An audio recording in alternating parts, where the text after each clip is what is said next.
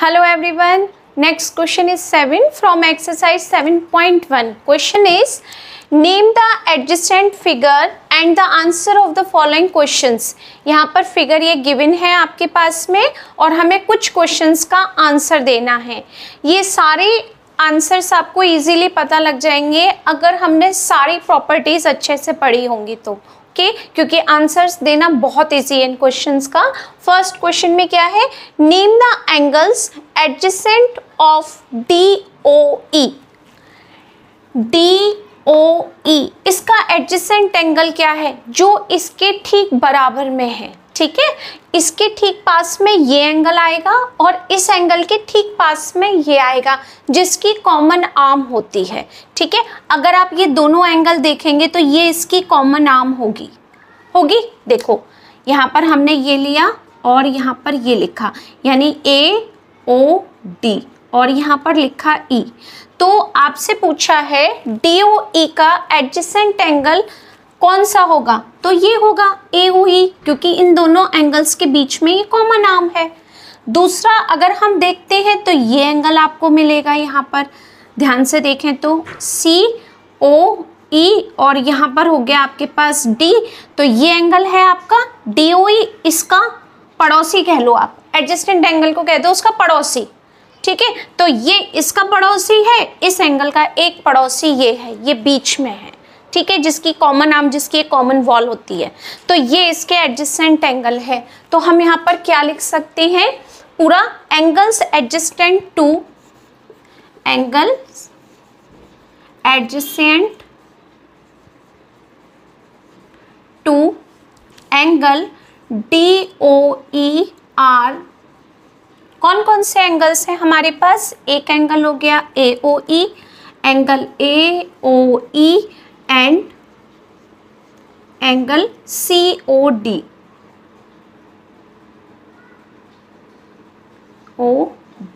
ये इसके adjacent angle है। नहीं समझ में आ रहा कि एडजेसेंट एंगल क्या होते हैं, तो आप कह दो पड़ोसी एंगल कौन से होते हैं, तो जो पड़ोस में होगा वही उसका एडजेसेंट एंगल है। यानी COD के पड़ोस में एक तो AOE एंगल है और इसके पड़ोस में एक COD एंगल है, तो इसके दो पड़ोसी हो गए, एक इस साइड हो गया और एक इस साइड, ये बीच में हो गया। करेक्ट, ये हमने लिख दिया। सेकेंड वो कह रहा है name the angle equal to COD।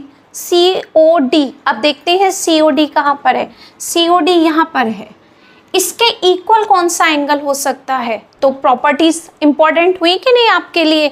अब देखते हैं इस एंगल के इक्वल हमें क्या मिलता है।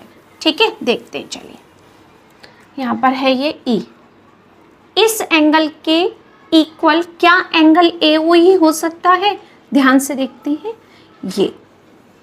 ये एंगल है COD और ये एंगल है AOE। इस एंगल के इक्वल इस एंगल के अलावा और कुछ भी नहीं होगा, इसके जस्ट बैक साइड में। क्यों, क्योंकि ये इसका वर्टिकली अपोजिट एंगल है। ये सारी प्रॉपर्टीज आप पढ़ेंगे इंट्रोडक्शन में और प्रीवियस वीडियो में, तो आपको समझ आएगा कि यहाँ पर ये एंगल इसके इक्वल हो सकता है क्योंकि ये वर्टिकली अपोजिट एंगल है।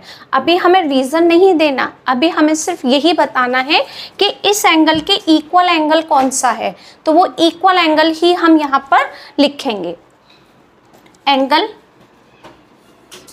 Equal to angle COD is, कौन सा एंगल इक्वल होगा, AOE, एंगल AOE। ओके, ये इसका हो गया सॉल्यूशन। यहाँ पर मैं दोनों के पास में लिख देती हूँ। नेक्स्ट है name the angles forming a linear pair. अभी जो आपको डेफिनेशन लीनियर पेयर की पढ़ाई है उसमें मैंने आपको बताया है कि एक स्ट्रेट लाइन पर टू एंगल्स का सम 180 होना चाहिए। वैसे हम एक स्ट्रेट लाइन पर कितने भी एंगल्स बनाएंगे उन सब का सम 180 ही होगा और उन सब का जो नाम हम देंगे वो लीनियर पेयर ही देना है। बट अभी जो आपके कोर्स में है 7th क्लास में, उसमें अभी हम सिर्फ टू एंगल के बारे में ही डिस्कस करेंगे, तो आपको सिर्फ मैं वहीं तक बताती हूँ। ठीक है, तो उसने पूछा है कि लीनियर पेयर के नाम बताने हैं हमें, तो लीनियर पेयर में हम क्या लिखेंगे, यहाँ पर ये एक लाइन है, स्ट्रेट लाइन A O यहाँ पर है और ये हो गया D। ठीक है। और यहाँ पर हमने इसको ओ ई लाइन से 2 पार्ट्स में डिवाइड कर दिया, तो लीनियर पेयर ये 2 एंगल्स हैं, यानी A O E and D O E are linear pair. ठीक है, तो आपसे उसने पूछा है name the angles forming a linear pair, तो आप क्या बताएंगे इसमें? The angles forming a linear pair, forming a linear pair is angle AOE and angle DOE के, ये हमारे 2 एंगल्स लीनियर पेयर पर है। ओके, यहाँ पर ये हमने ए बी सी 3 पार्ट्स किए हैं। Next part D, find the measure of D O E. ठीक है, अभी हमने ए बी सी डी में से किसी एक पार्ट में ये चेक किया था कि डी ओ ई और ए ओ ई एक लीनियर पेयर भी है। कि इनका एक हम दूसरा भी कॉम्बिनेशन बना सकते हैं कि ए ओ ई प्लस ई ओ डी, इन दोनों का सम 180 होता है क्योंकि लीनियर पेयर है। ठीक है, हमने पेयर तो बनाया था लेकिन उनका सम भी 180 होता है लीनियर पेयर। तो हम यहाँ लिख सकते हैं we have angle A O E plus angle D O E is equal to 180 degree. Reason दिया हमने लीनियर पेयर, रीज़न ज़रूर देंगे आप क्योंकि रीज़न बहुत इंपॉर्टेंट है, तभी पता चलेगा कि हमने इसको 180 क्यों लिया। रीज़न से आइडिया हो जाता है कि हमने इसको लीनियर पेयर बताया है। ठीक है, जिसमें ए ओ ई एंगल आपको पता नहीं है, बट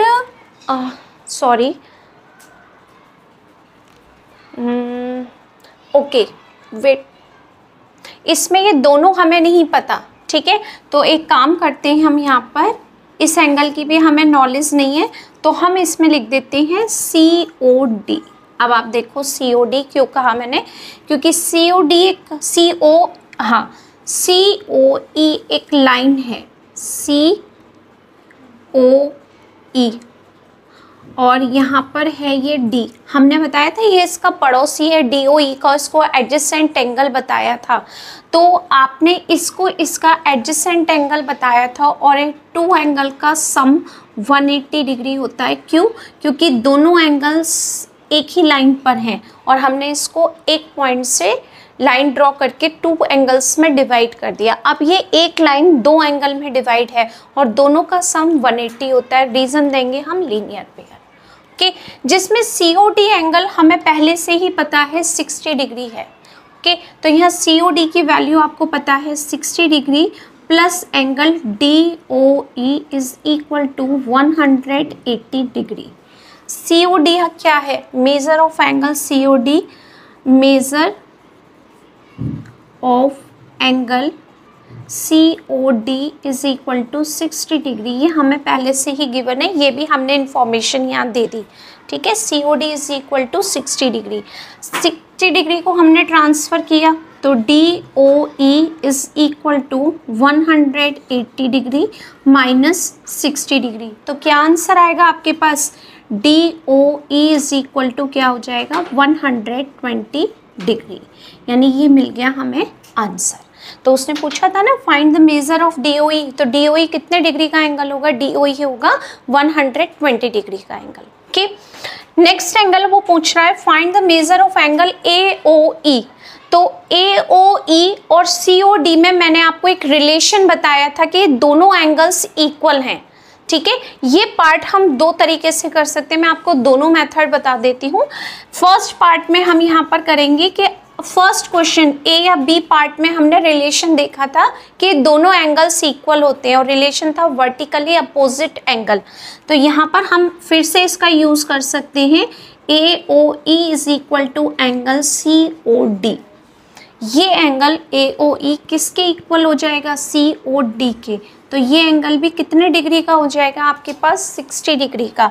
तो हम यहाँ लिख देंगे ये दोनों एंगल इक्वल हैं। क्यों? क्योंकि ये वर्टिकली अपोजिट एंगल है, वर्टिकली अपोजिट एंगल, जिसमें हमें COD की वैल्यू पता है 60 डिग्री है। COD इज इक्वल टू कितना है 60 डिग्री। जब COD 60 होगा तो AOE की वैल्यू भी कितनी हो जाएगी आपके पास में 60 डिग्री ही हो जाएगी।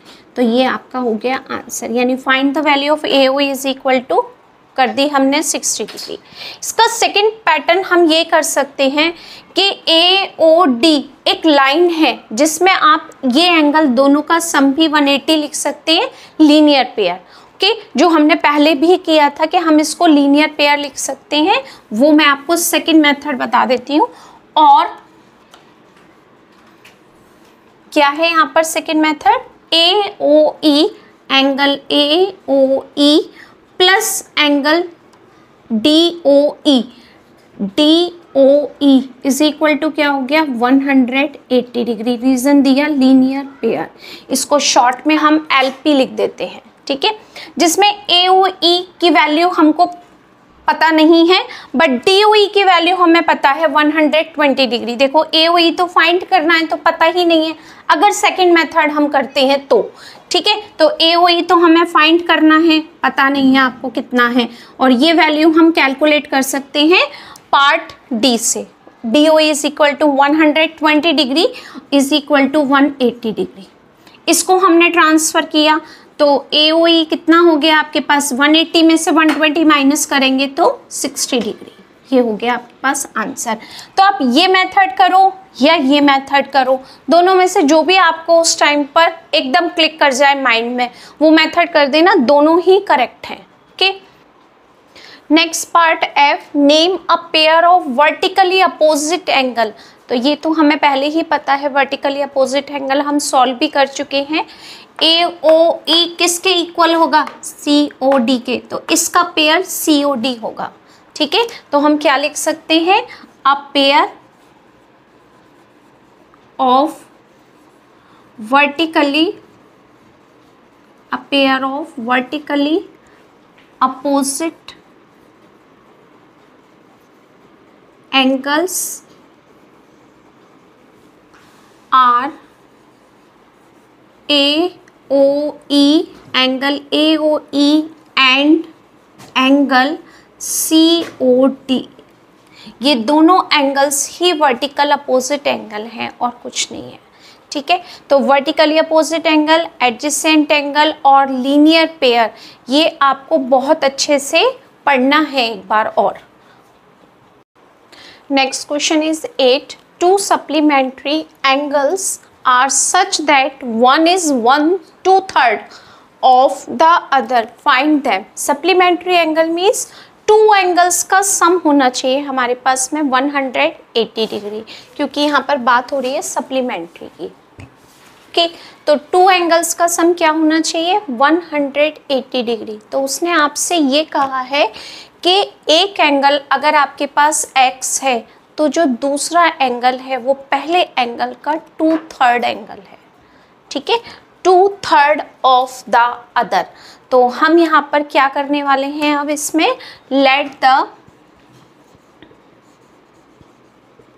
फर्स्ट एंगल बी x, क्योंकि दोनों में से एक भी एंगल हमें नहीं पता, ठीक है। तो फर्स्ट एंगल को हमने क्या लिया x and second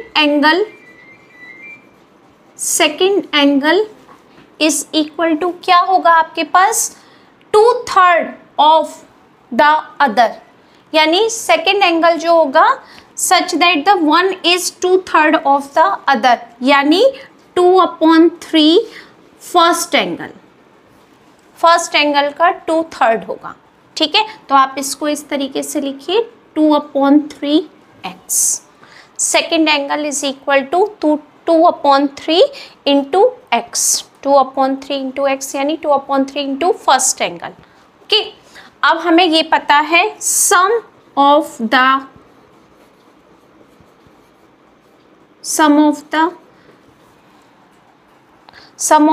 to supplementary angles sum of the pair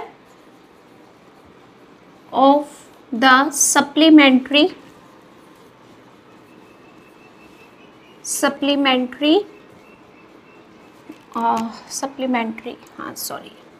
is equal to कितना होगा 180 डिग्री। ये तो हमें पता ही है कि टू एंगल्स का सम जो होता है वो कितना होता है 180 अगर सप्लीमेंट्री एंगल पूछा है तो। ओके, फर्स्ट एंगल क्या है आपके पास x और सेकंड एंगल क्या है हमारे पास 2/3x, किसके इक्वल हो जाएगा 180 डिग्री के।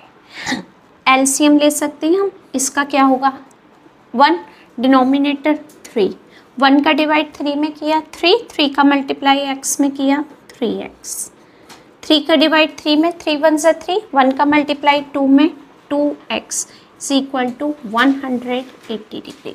दोनों को प्लस किया हमने, क्या आ गया हमारे पास में प्लस करके 5x/3 is equal to 180 degree.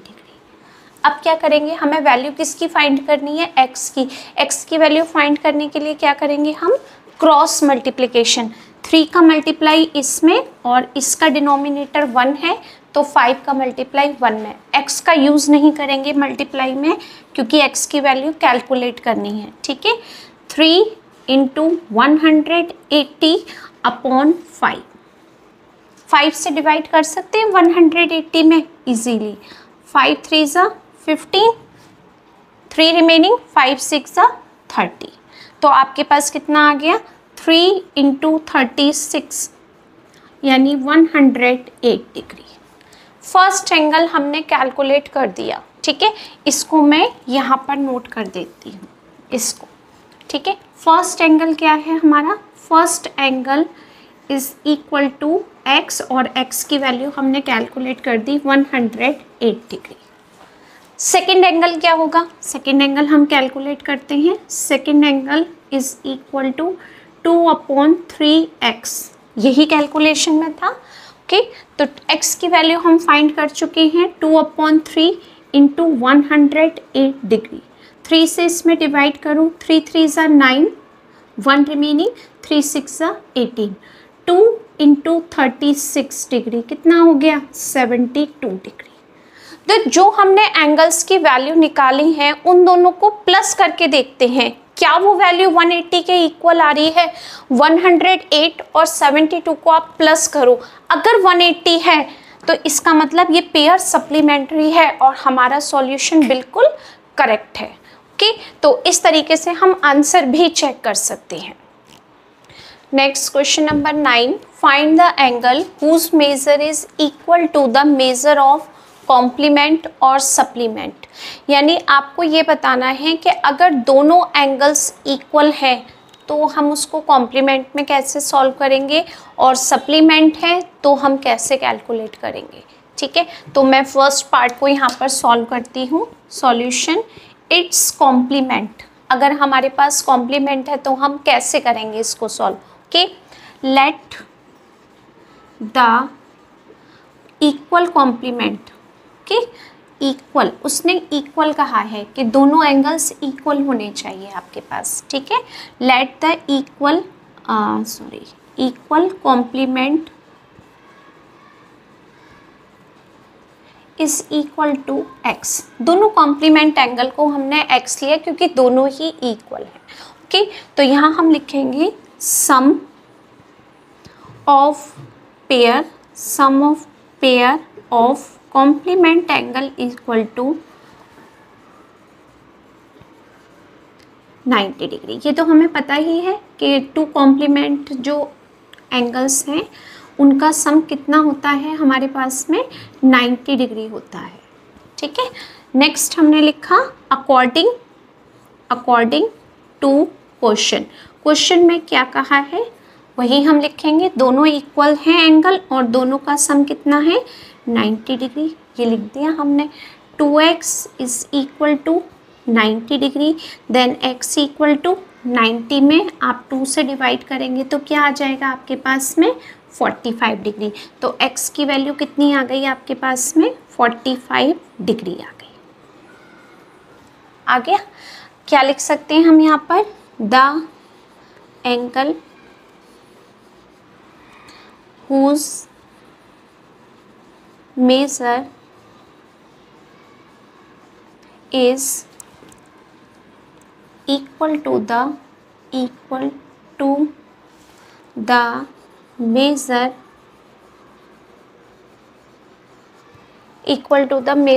of complement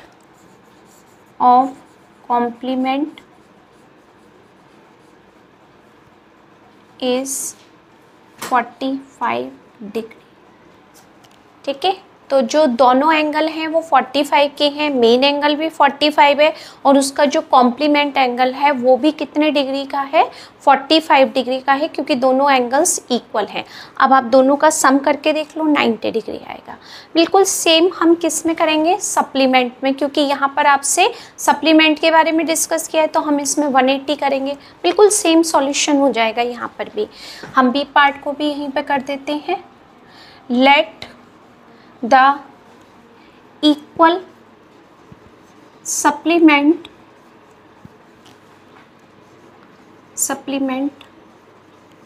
equal to x। इसमें भी हमने दोनों एंगल्स को क्या ले लिया, x ले लिया। Sum of the pair of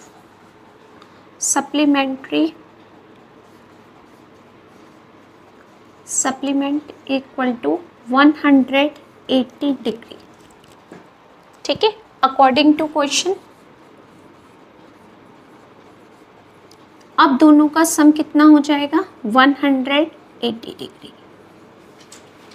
तो 2x is equal to 180 degree, then x equal to 2 से 180 में डिवाइड करेंगे तो क्या आ जाएगा आपके पास, 90 डिग्री। सेम ही लैंग्वेज हमें यहाँ पर यूज़ करनी है। The angle whose measure is equal to the measure of its supplement is 90 degree. Okay, यहाँ पर हमने 45 डिग्री बताया था और यहाँ पर हमने 90, क्योंकि टू एंगल्स 90 प्लस 90 करेंगे आप तो वो कितना आएगा, 180, और यहाँ 45 प्लस 45 करेंगे तो कितना आएगा, 90। तो 90 का मतलब कॉम्प्लीमेंट और 180 का मतलब सप्लीमेंट। आई थिंक यहाँ तक आपको सब क्लियर हो गया होगा। तो एक बार आप वीडियो को फिर से देखना तो और अच्छे से क्लियर हो जाएगा। ओके।